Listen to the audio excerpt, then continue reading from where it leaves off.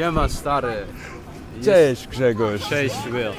Cześć. Co tam? I cześć wszystkim. To dzisiaj wybieramy się znajomymi z Grzegorzem i z Wiktorią, którą dopiero teraz poznałem. Wybieramy się na spacer po Poznaniu.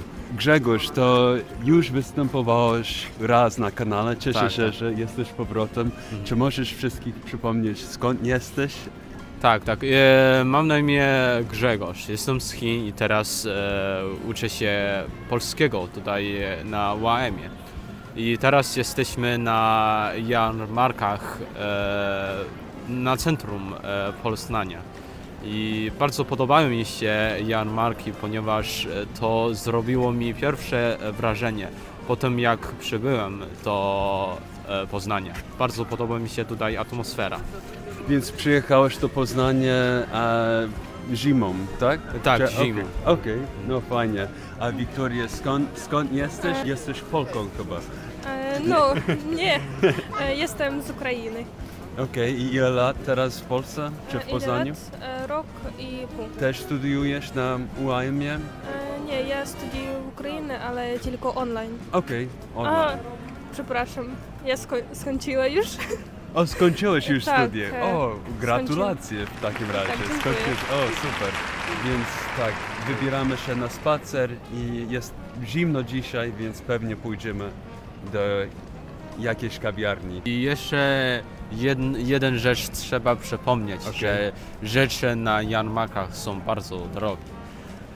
25 zł za 200 gramów kiszonych kapusty. Naprawdę? Tak, O, to bardzo straszne ceny.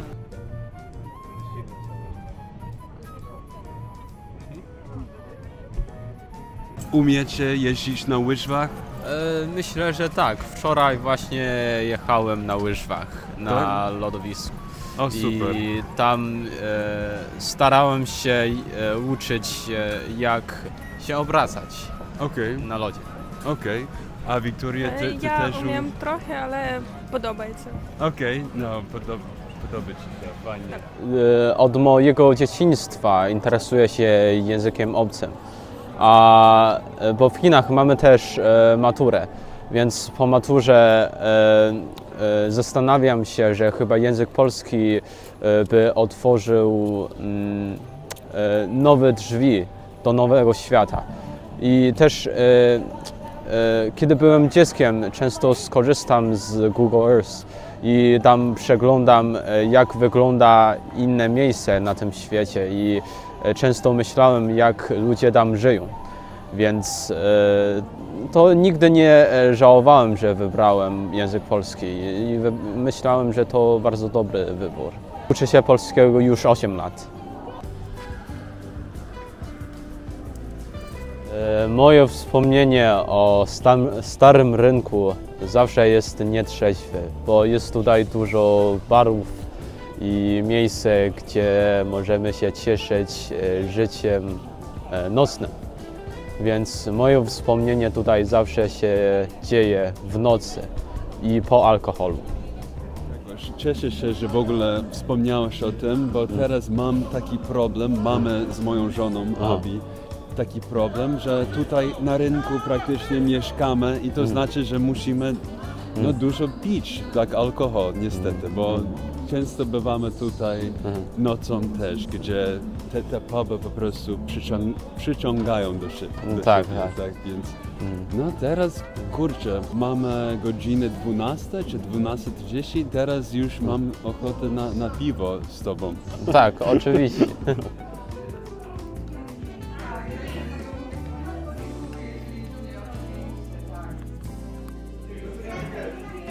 Co wzięliście w ogóle? To jest matcha latte. To brzmi jak Maserati. Dawno się nie widzieliśmy, a z ciekawości jak spędziłeś Nowy Rok, jak Boże Narodzenie, czy byłeś w Poznaniu cały czas? Nie, byłem w Islandii i tam miałem bardzo niezapomniane wspomnienie. Tak? I po prostu bardzo podoba mi się moja podróż do Islandii, ponieważ tam krajobraz był spektakularny i prymitywny. Okej. Cały czas, tak. I cały czas był śnieżyce. I krajobraz był cały czas czarno-biały, ponieważ można zobaczyć na ośnieżonych białych górach. Wow.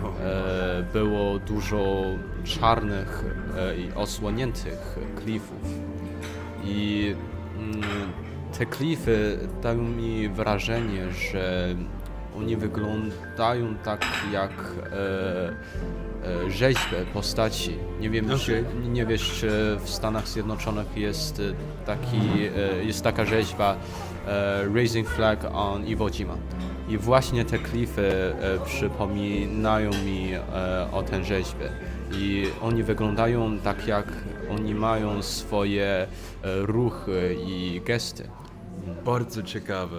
I też bardzo lubię zobaczyć graffiti i napisy w Islandii. I to z bardzo ciekawej perspektywy pokazać, co ludzie myślą w Islandii, jak i w Polsce.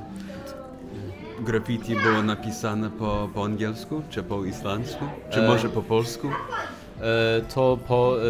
Większość z nich to są po angielsku faktycznie.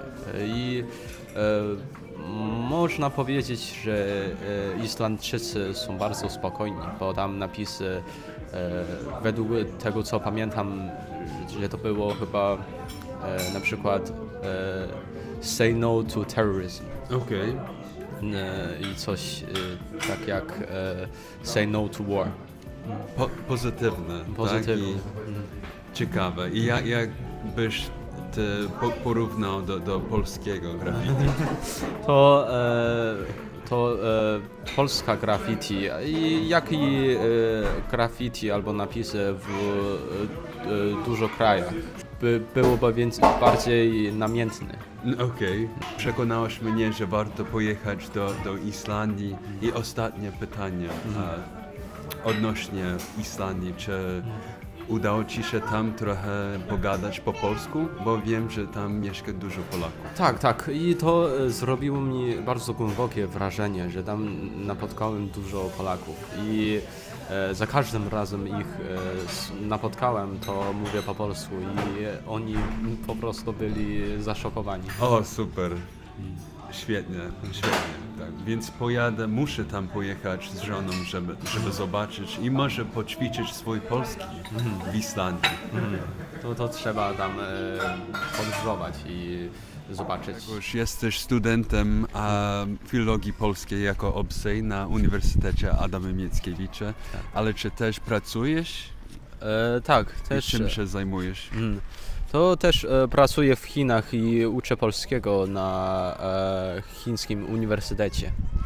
Ale super, właśnie nauczycielem języka polskiego, ale w Chinach. Tak. Czy Chińczykom ciężko, jeśli chodzi o polski? Jeśli tak, jakie problemy Chińczycy mają w nauce języka polskiego? To generalnie język polski nie jest znany dla większości Chińczyków, a jeśli oni zaczęli się uczyć, to chyba największą trudnością jest gramatyka. Ale moim zdaniem wszystko zależy od odwagi. Czyli trzeba mieć odwagę, żeby pokonać wszystkie trudności. Pięknie powiedziane. To trzeba mieć odwagę, żeby podejść do języka polskiego. Bo wiesz, Polacy często powtarzają, że język polski to jest jednym z najtrudniejszych języków. Nie zgadzam się chyba. To ja też nie zgadzam się. I podczas uczenia polskiego studentom, to ja wolałbym stworzyć konkretne, jak to powiedzieć, sceny dla nich, żeby swobodnie użyć tego języka, ale nie powiedzieć im skomplikowanych terminologii czy definicji. Bo to jest taka bardzo praktyczna wiedza, tak? I jak oni teraz mieszkają w Chinach, pierwszy raz, kiedy przyjadą do Polski, to już będą wiedzieli coś na temat polskiego, tak? Będą mieli w głowie te scenariusze czy scenę z lekcji z tobą i będą mogli po prostu używać tego języka, tak, w praktyce. Super podejście. Tak. I w trakcie uczenia polskiego miałem taką ciekawostkę, że na zajęciach też jako nauczyciel czasami napotkałem niektóre słów, które nie znam. To w tym momencie zadałbym studentom pytanie, co to znaczy. A potem ja w tajemnicy używałem komórki pod stołem i szukać, co to znaczy. Okej, więc kto pierwszy? Czy twoi uczniowie zgadnęli, zanim sprawdziłeś znaczenie, czy wygrałeś? To prawdopodobnie uczniowie wygrali. No fajnie.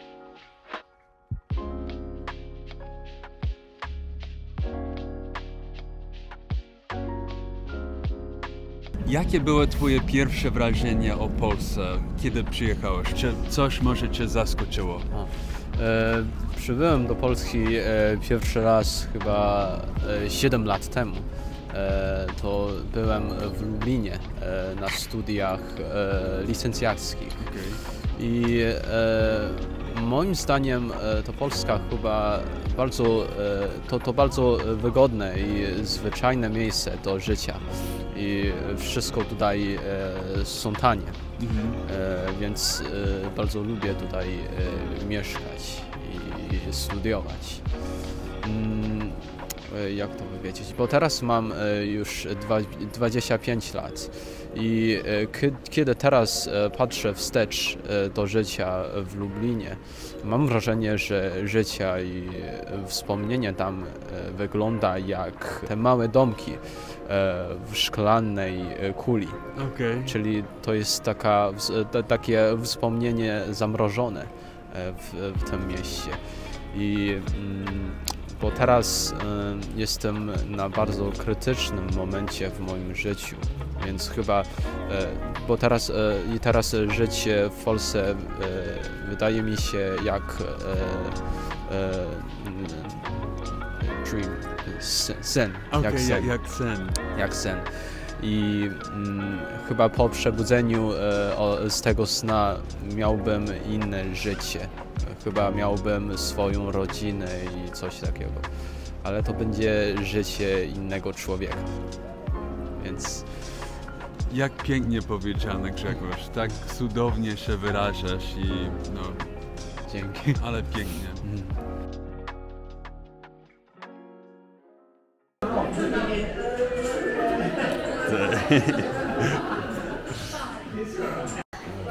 Zdrówko.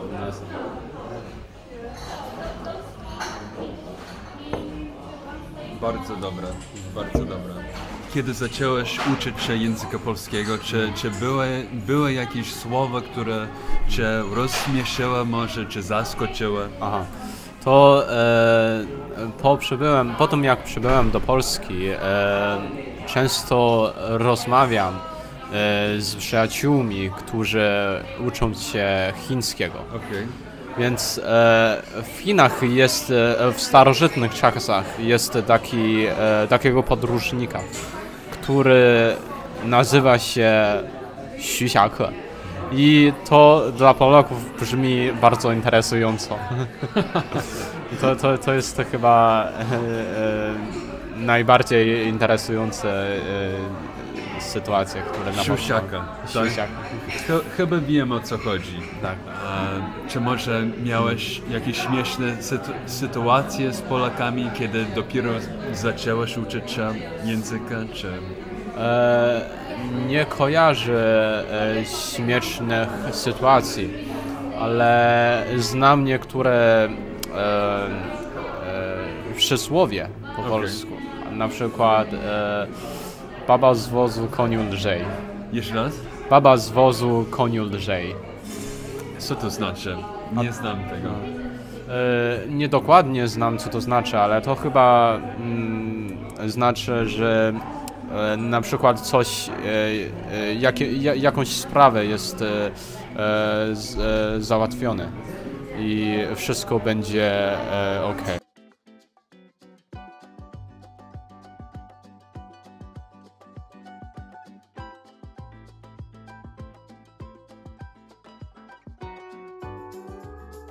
Wiktoria, bardzo się cieszę, że poznaliśmy się, ale jak poznaliśmy się dzisiaj, byłem przekonany, że jesteś Polką. Коли дізнався, що ти з України, я зрадів, бо я давно не попрактикувався, чи не попрактикував свою українську. Ну, але я вважаю, що ваш українська мова дуже добре звучить. Дуже І дякую. мені дуже приємно, що є люди, які цікавляться Україною і українською мовою. Це дуже приємно. Дуже дякую. Це багато для мене значить, але для мене це честь, так, щоб вивчати, займатися вивченням української мови. І тому дуже вдячний за практику. А ти зараз так майже 2 роки у Познані. Ну, хіба так. Чи 1,5 року? 1,5, так. А чи тобі важко, якщо йдеться про вивчення польської мови? Ні, насправді польська мова для українців це не дуже важко. Наприклад, коли я тільки приїхала, я могла розуміти польську навіть не вивчаючи її і не чувши до цього ні слова по-польську. Вау, Так, неймовірно. так, і, наприклад, я польську, на жаль, не вчила, і працюючи з поляками, я змогла вивчити польську, звісно, не так добре, але на роботі я, наприклад, розмовляю вільно з поляками, і це дуже, дуже добре. Дуже поважаю це дуже круто, що працюючи з поляками, тобі вдалося вивчити цю мову. Так. Дуже важку. Так, Для мене, принаймні. Так, насправді це легко. Якщо кожен день розмовляєш з поляками, то за кожним днем дізнаєшся щось нове і так. Приємно познайомитись і сподіваюся, що до зустрічі наступного разу. Так, дякую. Мені теж дуже приємно познайомитися. Dziękuję, Wiktoria. Grzegorz, dziękuję Ci bardzo za spotkanie, tak? I miło Cię poznać, Wiktoria, tak? Trzymajcie się ciepło. Cześć.